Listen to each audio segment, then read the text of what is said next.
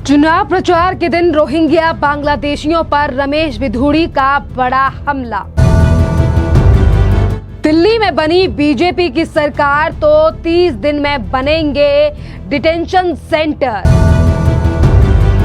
वहीं रखे जाएंगे रोहिंग्या घुसपैठियों का वोट बनवाता है केजरीवाल। पर पता नहीं कुछ लोगों को रोहिंग्याओं से, अवैध बांग्लादेशियों से क्या प्रेम और लगाव है।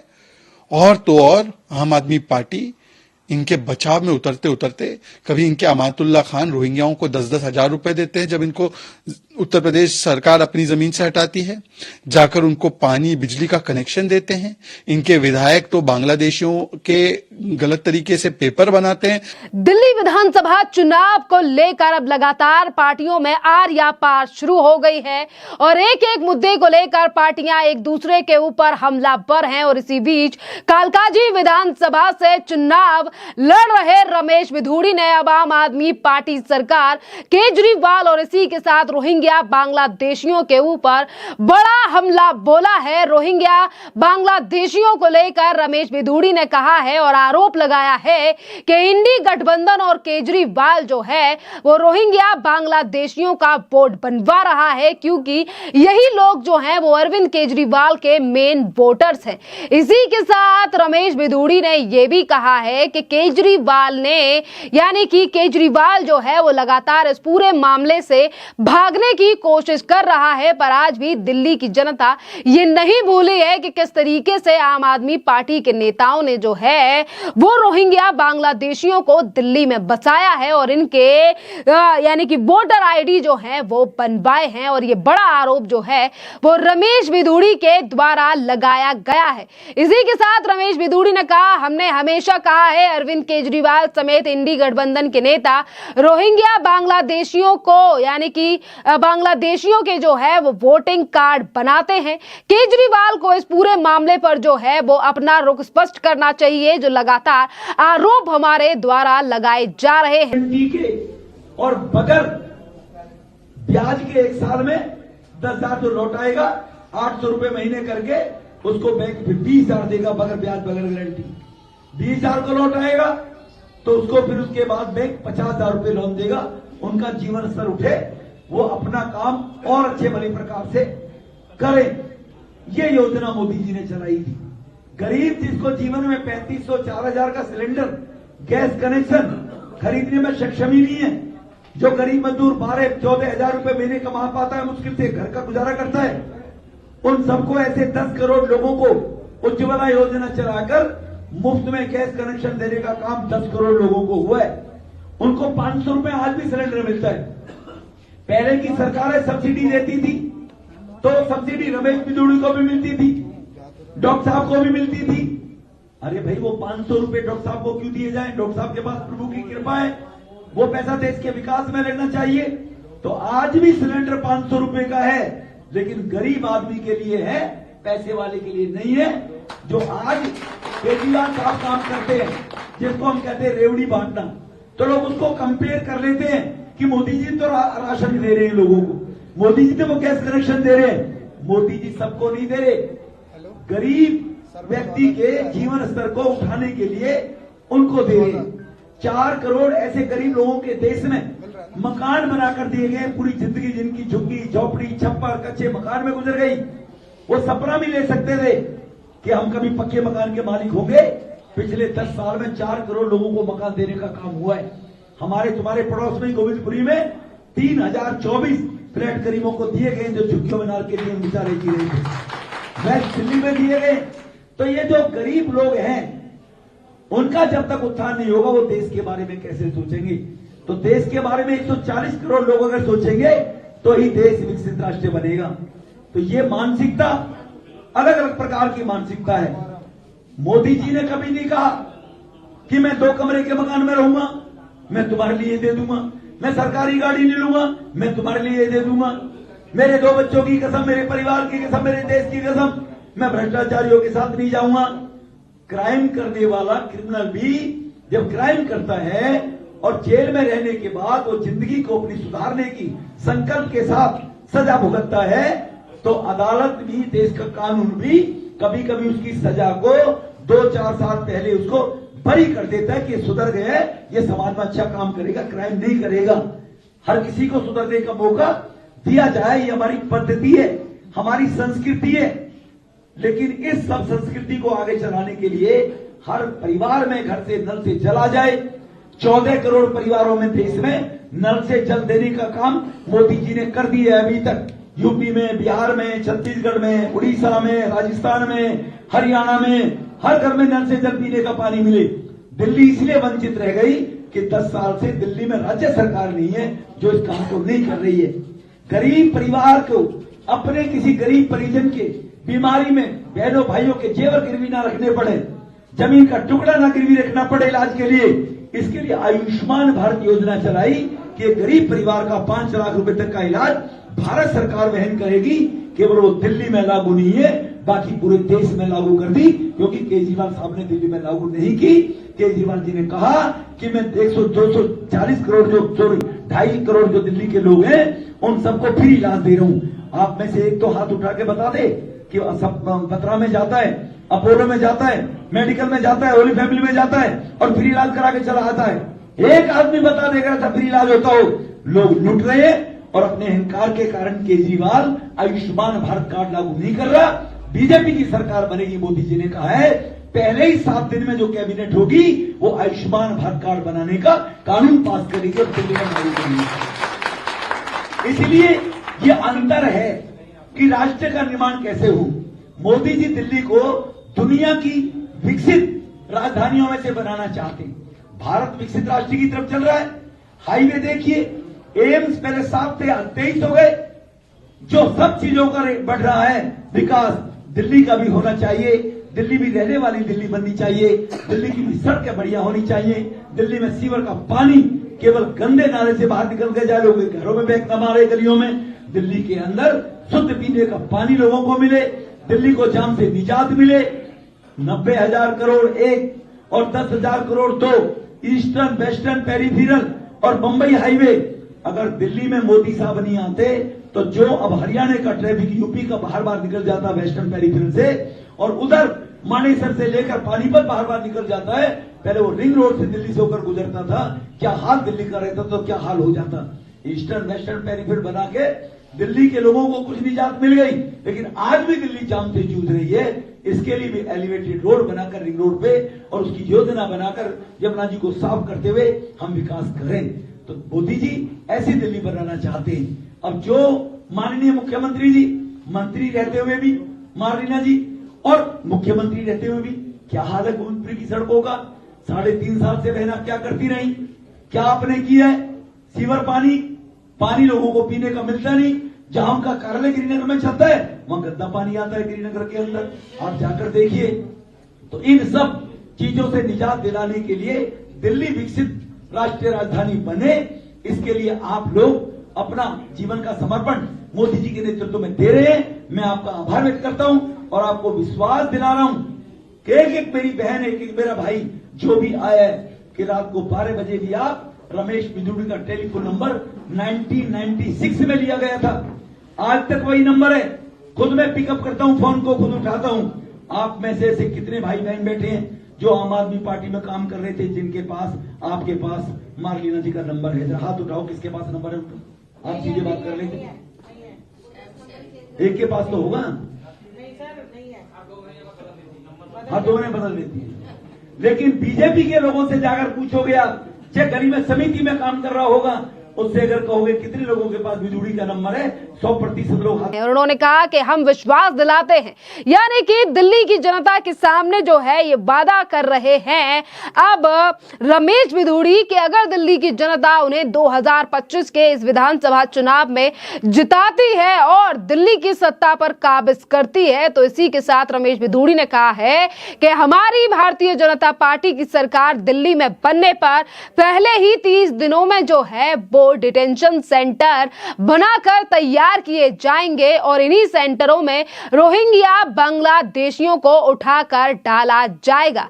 इनके राशन कार्ड और इनके आधार कार्ड जिन लोगों के ऊपर मिले हैं, जिन बांग्लादेशियों के पास ये आधार कार्ड वोटर आईडी बने हैं, उनकी जांच करने के लिए भी हमारी सरकार जो है वो एक कमेटी का गठन करेगी जो इस पूरे मामले पर जांच करेगी। देखिए, विधानसभा चुनाव अभी तो बहुत कम समय रह गया है वोटिंग के लिए, पर रोहिंग्या बांग्लादेशियों के मुद्दे को लेकर भारतीय जनता पार्टी कई महीनों से जो है वो सवाल उठा रही है। और आपके लिए बता दें कि हमारे ही चैनल प्यारा हिंदुस्तान की एक वीडियो को भारतीय जनता पार्टी ने उठाकर आम आदमी पार्टी से सवाल भी पूछा था, जिस पर हमने ही इन रोहिंग्या बांग्लादेशी जो कि बर्मा से आए हुए लोग थे, उन्होंने सीधे तौर पर कहा था कि आम आदमी पार्टी के विधायक अमानतुल्लाह खान और केजरीवाल के द्वारा जो है वो बिजली पानी की सुविधाएं जो हैं वो ओखला में रह रहे बांग्लादेशियों के लिए दी जा रही हैं और जीता जाता प्रूफ जो है वो हमारे चैनल से ही आम आदमी पार्टी के खिलाफ बीजेपी ने उठाया, जिसके बाद दिल्ली के एलजी ने भी रोहिंग्या बांग्लादेशियों को लेकर एक बड़ा कदम उठाया। देखो, ये तो अरविंद केजरीवाल से लेकर और जितना भी इंडी गठबंधन के लोग हैं, ये अनार्किस्ट के टाइप के लोग हैं और इस प्रकार के लोगों को टिकट देकर उनका मनोबल बढ़ाने की कोशिश करते हैं कि भारत के लोकतंत्र में ऐसे लोगों को तवज्जो मिलेगी। तो भारत के लोगों को इसकी चिंता करनी चाहिए कि इन पार्टियों का क्या असर होना चाहिए। सर, सचिन पायलट का कहना है कि दिल्ली के लोग ए लेड गवर्नमेंट और बी लेड गवर्नमेंट के बीच में लड़ रहे हैं, इसको आप कैसे देखते हैं? नहीं, सचिन जी को ये पता होना चाहिए कि देश के अंदर विकास डबल इंजन की सरकारों ने की है, तो दिल्ली में भी डबल इंजन की सरकार होगी तो विकास होगा। पायलट जी को देखना चाहिए, राजस्थान में नहीं टिक पाए वो, वहां तो लड़ाई नहीं थी, क्यों राजस्थान के लोगों ने हरा दिया, फिर उनको महाराष्ट्र के लोगों ने क्यों हरा दिया, हरियाणा में तीसरी बार क्यों हरा दिया। इसलिए जहां जहां डबल इंजन की सरकार होगी वहीं विकास होगा। केजरीवाल बहाना नहीं बनाएगा कि मुझे काम नहीं करने दिया जा रहा। 5 साल तक मोदी तो प्रधानमंत्री रहने वाले हैं, जितना आशीर्वाद दिया है, तो डबल इंजन की सरकार विकास करेगी। पुलिस को सौंप दिए थे जांच के निर्देश, देखिए, और जिसके बाद दिल्ली पुलिस ने इस पूरे मामले पर जब छानबीन की तो कई रोहिंग्या बांग्लादेशी ऐसे भी निकले जिनके पास आधार कार्ड से पैन कार्ड और इसी के साथ आपके लिए बता दें कि अहम बात, वोटर आईडी कार्ड भी मौजूद था और कई ऐसे लोग भी दिल्ली पुलिस के हाथ लगे जो कि ये तमाम चीजें जो आधार कार्ड से लेकर वोटर आईडी इन लोगों को मुहैया करा रहे थे और बनाकर भी दे रहे थे। और ऐसे लोगों को दिल्ली पुलिस जो है वो दिल्ली से गिरफ्तार भी कर चुकी है। और अब इसी रोहिंग्या बांग्लादेशियों के मुद्दे पर लगातार आम आदमी पार्टी को जो है वो बीजेपी चौतरफा घेर रही है, क्योंकि अभी तक रोहिंग्या बांग्लादेशियों के मामले पर आम आदमी पार्टी ने अपना रुख स्पष्ट नहीं किया है। जब भी बात सामने आती है, जब भी सवाल पूछा जाता है तो आम आदमी पार्टी के नेता केंद्र सरकार को लेकर सवाल उठाते हैं, पर उनकी खुद की क्या राय है और वो रोहिंग्या बांग्लादेशियों को लेकर क्या कदम उठाएंगे, इस पर उनकी तरफ से कोई भी बयान सामने नहीं आया है। और इसी पर हम आपके लिए बता दें कि बीजेपी रोहिंग्या बांग्लादेशी और दिल्ली में जो 10 से 12 साल का आम आदमी पार्टी का कार्यकाल रहा है उस पर लगातार जो है वो हमला बोल रही है। और इसी बीच भारतीय जनता पार्टी के राष्ट्रीय प्रवक्ता शहजाद पूनावाला का भी बयान सामने आया और उन्होंने सीधे तौर पर विपक्ष और आम आदमी पार्टी सरकार पर हमला बोलते हुए कहा है कि पता नहीं इन लोगों को देश की जनता से ज्यादा, दिल्ली की जनता से ज्यादा इन रोहिंग्या बांग्लादेशियों से प्यार क्यों है। जो हक दिल्ली की जनता के लिए पहले मिलना चाहिए वो रोहिंग्या बांग्लादेशियों को दिया जाता है। और इसी के साथ 10 साल का कार्यकाल और तमाम कामों को लेकर अरविंद केजरीवाल से सवाल पूछे हैं शहजाद पूनावाला ने। आप भी सुनिए शहजाद पूनावाला के ये बयान। देखिए, जगदीप धनखड़ साहब ने जो कहा है ये तो वास्तविकता है ना, ये तो हकीकत है। क्या देश में संसाधनों पर पहला अधिकार देश के गरीबों का, देश के नागरिकों का ना हो? देश की राष्ट्रीय सुरक्षा और उसकी लोकतांत्रिक चुनावी प्रक्रिया में देश के नागरिकों का हिस्सा होना चाहिए? क्या उसको खिलवाड़ करने के लिए वोट बैंक के नाम पर बाहरी लोगों को पहला अधिकार संसाधनों पर देना चाहिए? क्या राष्ट्रीय सुरक्षा का खतरा मोड़ लेना चाहिए? तो उन्होंने जो बात कही है वो बिल्कुल सही है, पर पता नहीं कुछ लोगों को रोहिंग्याओं से, अवैध बांग्लादेशियों से क्या प्रेम और लगाव है। और तो और आम आदमी पार्टी इनके बचाव में उतरते उतरते कभी इनके अमातुल्ला खान रोहिंग्याओं को 10-10 हजार रुपए देते हैं जब इनको उत्तर प्रदेश सरकार अपनी जमीन से हटाती है, जाकर उनको पानी बिजली का कनेक्शन देते हैं। इनके विधायक तो बांग्लादेशियों के गलत तरीके से पेपर बनाते हैं ताकि उनको वोटिंग का अधिकार मिल जाए, और अवैध बांग्लादेशी और रोहिंग्या पे एक स्टेटमेंट नहीं देंगे।